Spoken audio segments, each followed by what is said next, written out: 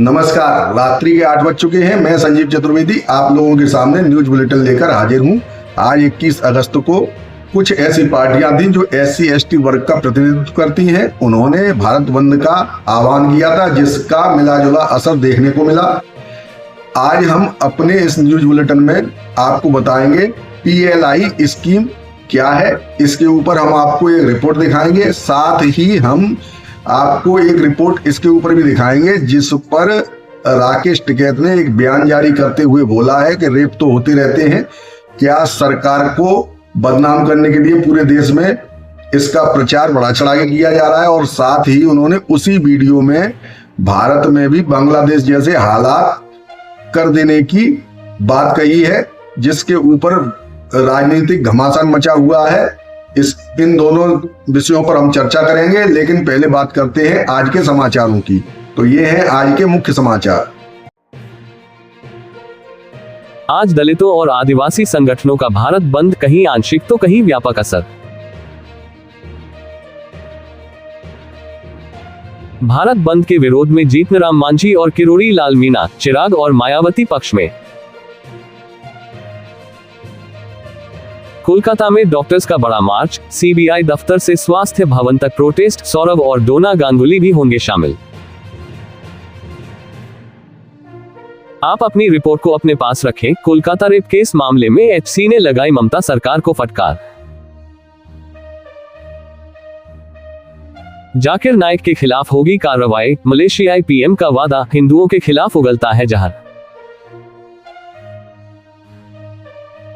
बदलापुर में सुप्रिया सुले भी प्रोटेस्ट करने उतरी, CM शिंदे का आरोप, विपक्ष ने बाहर से लोगों को बुलाकर कराई हिंसा। बदलापुर वायलेंस, 300 लोगों पर FIR, 40 गिरफ्तार, प्रदर्शनकारियों के खिलाफ शिंदे सरकार का सख्त एक्शन। मनन मिश्रा को भाजपा ने बिहार से राज्यसभा भेजे जाने का फैसला किया।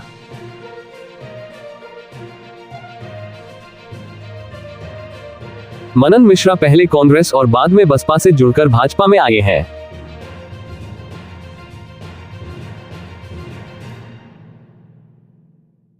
भीम सिंह को भी भाजपा ने राज्यसभा सदस्य बनाया। कोलकाता रेड लाइट एरिया गया, लड़की से न्यूड फोटो मांगे, हैवानियत से पहले ही शराब के नशे में धुत था आरोपी। वेस्ट बंगाल, हाथों से गला घोटने या दम घुटने से हुई महिला डॉक्टर की मौत, पोस्टमार्टम रिपोर्ट आई सामने। UPSC लैटरल एंट्री वैकेंसी, आरक्षण के साथ होगी UPSC लेटर एंट्री भर्ती।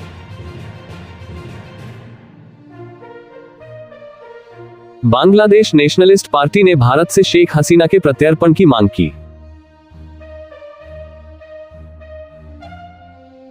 शेख हसीना के खिलाफ बांग्लादेश में हत्या समेत कई मामले दर्ज।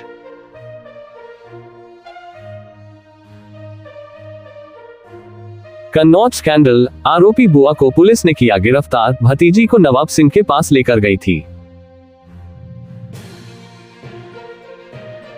कन्नौज रेप कांड में बड़ा खुलासा, बुआ कर रही थी पहरेदारी, कमरे में थे सपा नेता नवाब सिंह और नाबालिग।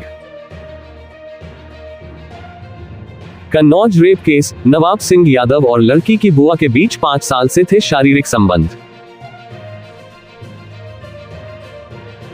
अखिलेश, मायावती, अनुप्रिया पटेल, 69,000 शिक्षक भर्ती मामले में यूपी की राजनीति गरमाए, सरकार को घेरा। सांसद संजय सिंह फिर मुश्किल में, 23 साल पुराने मामले में कोर्ट ने दिया गिरफ्तारी का आदेश। पोलैंड यूक्रेन के लिए रवाना हुए PM मोदी, बोले जंग का निकले शांतिपूर्ण समाधान। रूस, यूक्रेन, भारत की खातिर साथ आ सकते हैं 2 कट्टर दुश्मन, PM मोदी के दौरे से सेना को मिलेगी जोरदार ताकत। बिहार, गंगा में समा गया 55 करोड़ का बांध, भागलपुर के कई गांव में घुसा पानी, अफरा तफरी का माहौल। इस्माइलपुर बिन टोली तटबंध 125 मीटर टूटा, 60 घर बहे, 10 से अधिक गांव चपेट में आए, लोग घर छोड़ कर रहे पलायन। बाल काटने के पैसे मांगे तो मार दी गोली, दलित परिवार ने राहुल गांधी को कोठरी में सुनाया बीती। हरियाणा इलेक्शन विधानसभा में एंट्री के लिए समीकरण बैठाने में जुटी आप 27 सीटों पर विशेष नजर। अकोला में शिक्षक पर अश्लील वीडियो दिखाकर 6 छात्राओं से छेड़छाड़ करने का आरोप, गिरफ्तार। हर दिन 1600 किलोमीटर की दूरी विमान से तय कर दफ्तर पहुंचेंगे स्टारबक्स के नए सीईओ, ऑफर लेटर से खुलासा। बीमार पति के शुक्राणु संरक्षित करने की दी मंजूरी, पत्नी की याचिका पर केरल हाईकोर्ट का अहम फैसला। रूस और यूक्रेन में अब जमीन कब्जाने की जंग, यूक्रेनी शहर को पुतिन की सेना ने किया अपने नाम करने का दावा। रूस का आरोप, यूक्रेन ने मॉस्को पर किया अब तक का सबसे बड़ा ड्रोन हमला, अधिकारियों का दावा 45 यूएवी मार गिराए। हिंसा के बाद बांग्लादेश के पर्यटन उद्योग को बड़ा नुकसान, नहीं आ रहे मेहमान, होटलों में कमरे खाली। कैसे होगा सीज फायर, गाजा में मिले 6 बंधकों के शव, फिर भड़क गया इजराइल।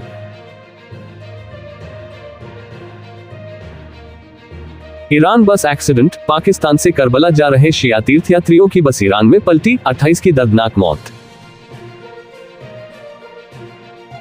स्पेन, दुनिया की सबसे बुजुर्ग महिला मारिया ब्रान्यास का निधन, 117 साल का उम्र में ली अंतिम सांस। पाकिस्तान इकोनॉमिक क्राइसिस, पाकिस्तान में नेट को लेकर हाय तौबा, कंपनियां छोड़ रही हैं मुल्क।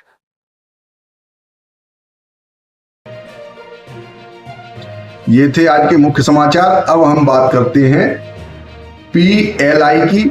ये एक भारत सरकार की ऐसी महत्वाकांक्षा योजना है जिससे युवाओं को अपने देश में रोजगार लगाने में प्रोत्साहन राशि मिलती है, कुछ छूटें मिलती हैं, जिसके ऊपर पूरी रिपोर्ट देखिए, आपकी समझ में अवश्य आएगा। As regards the implementability of this scheme is concerned, it will be implemented from the 1st of April. Okay? I've already told you what the reservation for MSME is there, others is there. And what our feedback is, majority of the major international players are keen to come to India. Some have their footprints in India. They are willing to come, and we are going to give them all the encouragement, including for domestic manufacturers. मैं आपको बताना चाहता हूं कि जिन international companies ने apply किया है उनके नाम है Samsung, Foxconn, Hon Hai, Rising Star, Western and Pegatron. और जो इंडियन कंपनीज ने अप्लाई किया है वो है Lava, Dixon, Micromax, Padget electronics, Sojo and Optimus. Production linked incentive PLI scheme Bharat सरकार की एक ऐसी महत्वपूर्ण पहल है जिसने देश के विकास की दिशा में एक नई उम्मीद जगाई है।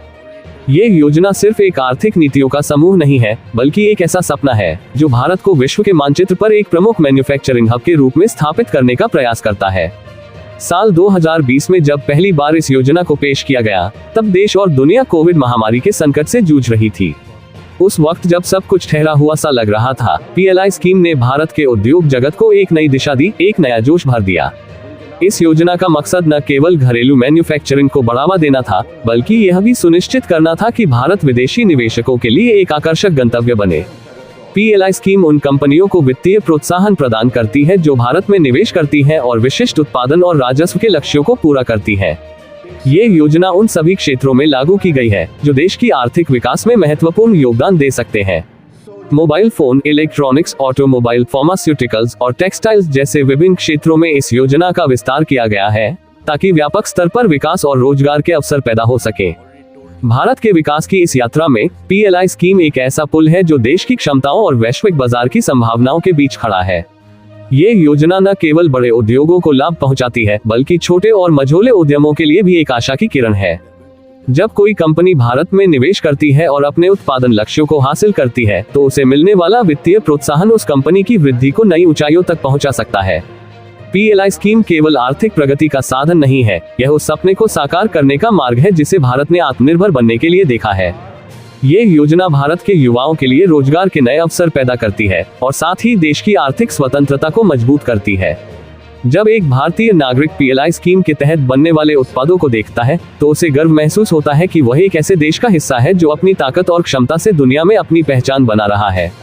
पीएलआई स्कीम भारत की उस भावना का प्रतीक है जो हर चुनौती को अवसर में बदल देती है।